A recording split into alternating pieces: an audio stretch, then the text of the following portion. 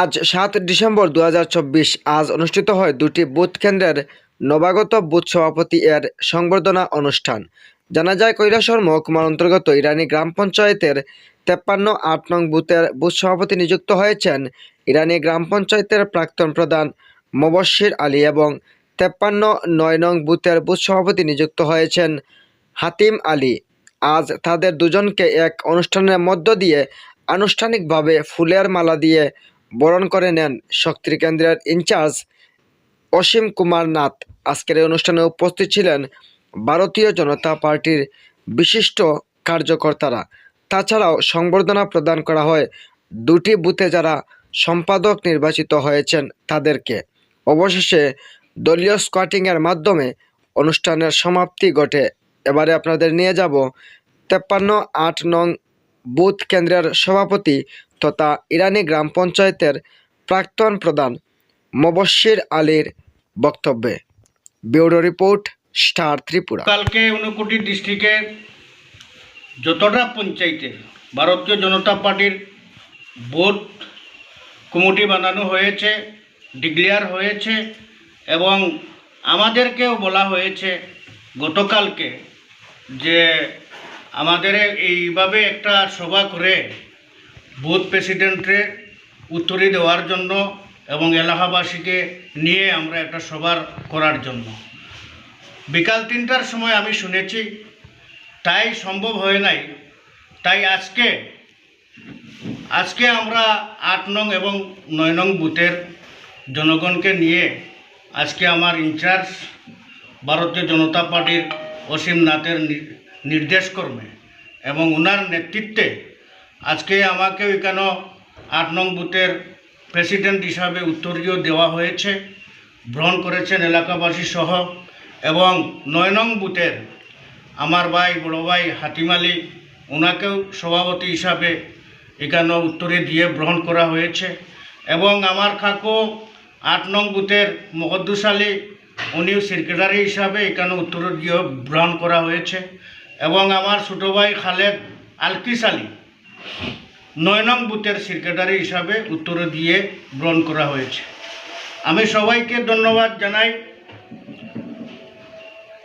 বিভিন্ন জাতের কংগ্রেস দল থেকে এটা অপচার দেওয়া হচ্ছে।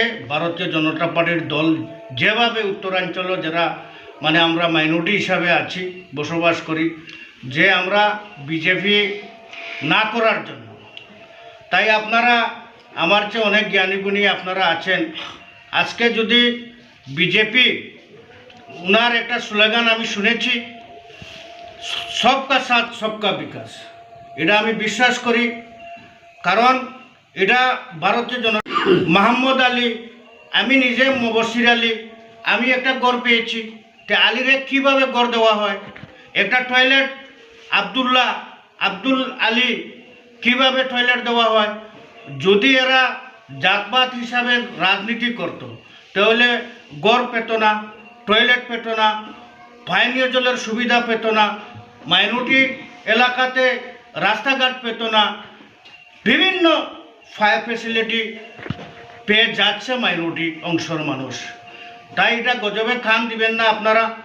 আমি আশাবাদী ২.৫-৩ বছর বাকি আছে এই ৫৩-র কৈলাসহর ৫৩-র বিধানসভার নির্বাচনে। আমি আশাবাদী এবার তিস্তর পঞ্চায়েতের আমি নিজেও ভারতীয় জনতা পার্টির হয়ে লড়েছি এবং ১১ মেম্বার এখানেও ভারতীয় জনতা পার্টির প্রার্থী হয়েছিলেন। হাড্ডাহাড্ডি লড়াই হয়েছে। আমি মনে করি এখানে ভারতীয় জনতা পার্টির মেম্বাররা আমরা জিত হয়েছে। কারণ একটাই, ২০১৪ থেকে ১৯ পর্যন্ত এখানে এই ইরানি গ্রাম পঞ্চায়েত বিজেপি খুব দুর্বল ছিল। ২০২৪ যেভাবে আমরা এখানে অনেক মানুষ নিয়ে ডিক্লারেশন দেওয়ার পর থেকে এখানে অনেক বিজেপি হয়েছে। এখনও আমি চ্যালেঞ্জ করি বলতে পারি, হাত তোলার বুট যদি এখন পর্যন্ত ইরানি গ্রাম পঞ্চায়েত হয়, তো এখনও দেখা যাবে যে ইরানি গ্রাম পঞ্চায়েত বিজেপির। যাই হোক, দুঃখের বিষয়, মানুষ আমাদেরকে ভোট দিয়েছে, এর কারণে আমরা হাড্ডাহাড্ডি লড়াই হয়েছে। আমার 4 জন মেম্বার, বর্তমানে 2 জন মেম্বার আমাদের জিত হয়েছে, একটা মেম্বার 1 নম্বর ওয়ার্ডে টসে হার হয়েছে, টসে। একজন মেম্বার 6 নম্বর ওয়ার্ডে পুস্টেল 3টা বুথের কারণে আমাদের একজন মেম্বারের হার হয়েছে। এবং আমি নিজে আরও 9টা বুথ পেলে আমার 2 মেম্বার 5 নম্বর ওয়ার্ডও আমরা পাস হতাম। 6 মেম্বারের পৌরসভা হাড্ডাহাড্ডি লড়াইয়ের মাধ্যমে গেছে। আমি টোটাল বুথ দেখেছি 22টা বুথে আমাদের হিরানি গ্রাম পঞ্চায়েতের 5 জন মেম্বার আমাদের হার হয়েছে। তাই যাই হোক, এটা মানুষ রায় দিয়েছে, মানুষের রায় আমরা মেনে নেই, মাথা পেতে নেই। আমি আগামীতে 2024 রানিং চলছে, 3 বছর পরে এই বিধানসভা ভোট হবে। আমি আশাবাদী কমসে কম 10 থেকে 12,000 ভোটে এখানে বিজেপির ক্যান্ডিডেট জিতবে 53 থেকে। আপনারা হতাশ হবেন না।